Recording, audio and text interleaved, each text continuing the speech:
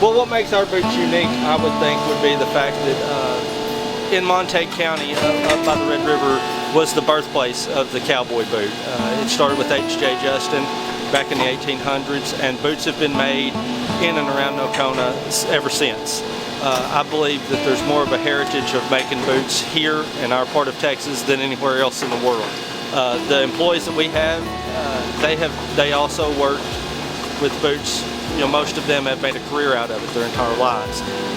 A lot of them are multi-generational. In other words, their parents or grandparents also were in the boot industry. My grandfather and my father also were both in the boot industry, so I'm third generation myself. It's sewn on the pull holes. After the stitch pattern has been sewn by the computer stitcher, we punch a hole in there. We'll come back here and she's manually zigzagging over that hole. It's partly decorative, but also it does have a function. It keeps the leather from tearing or anything. It holds the shape, so that's what you'll use to pull the boots on. And we'll hand clean the backs of all our leather. We also come in at the top edge and we will hand paint the tops of them where you have a raw edge. What Julie's doing is she's top beating the lining. That will be at the very top of the boot. And what the beating is there for is to kind of protect the leather as your foot goes in and out. It's also a decorative piece. And then, so she's on the lining.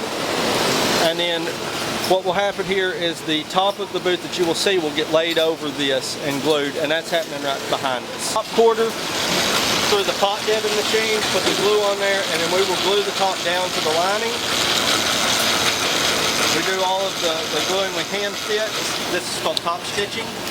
And what Isabel's doing is after the boot's been beaded and glued together, she's running a double needle sewing machine and she's sewing around the tops of them. So now you've got one hidden row and two visible rows holding your top together. I've been making boots since 1977, and I was at Nocona when they closed down, and then I came out here when they opened this up.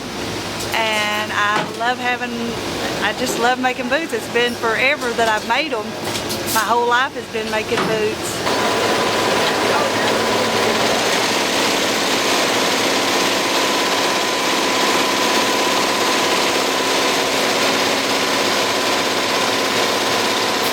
Here what we're doing is we sew a toe bug on the boot with a machine. It sews this pattern on. Now that's purely decorative, but to give it this three-dimensional raised look, what she's doing is what we call pulling wrinkles.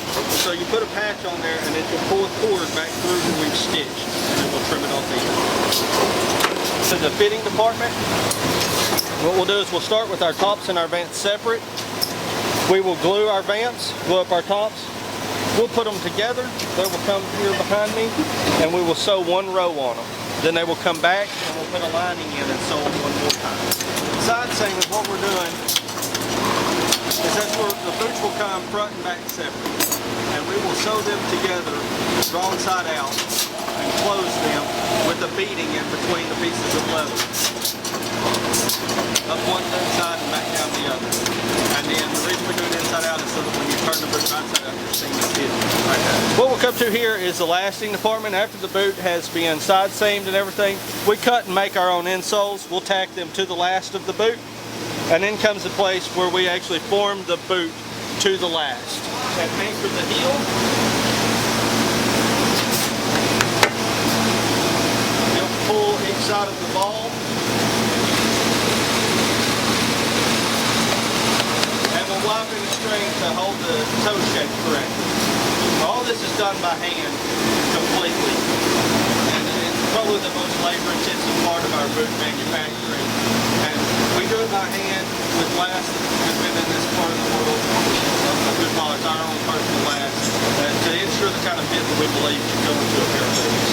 After the boots have been lasted, we will staple and trim them, which just means that we will staple up the leather to the ply rib on the insole, and then we'll trim off the excess. Now these boots are still wet right now, so we will let them set overnight to dry to take the shape on the last. So the next morning we come in and we inseam the boot. What inseaming is, it's done at this machine behind me here. It's just a big stand-up sewing machine. And we use a Goodyear welt, which we make sure to tell people that we use. Our boots are sewn together, not just glued together.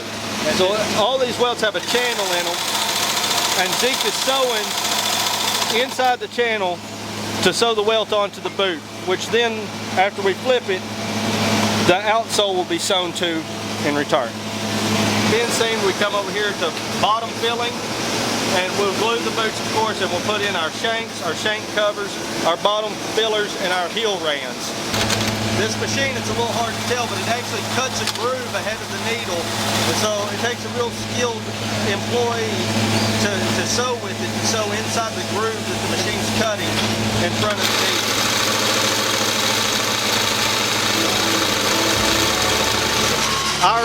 Our average employee, I would say, probably has at least 10 years of boot making experience, but we do have several employees that have been making boots for well over 30 years. I myself am a third generation boot maker, and so the heritage of making boots and the pride that we put in it in this town, it stretches back for decades and generations. We're extremely proud of our heritage, and we take a lot of pride in our work to try to carry on the heritage that the people started before us.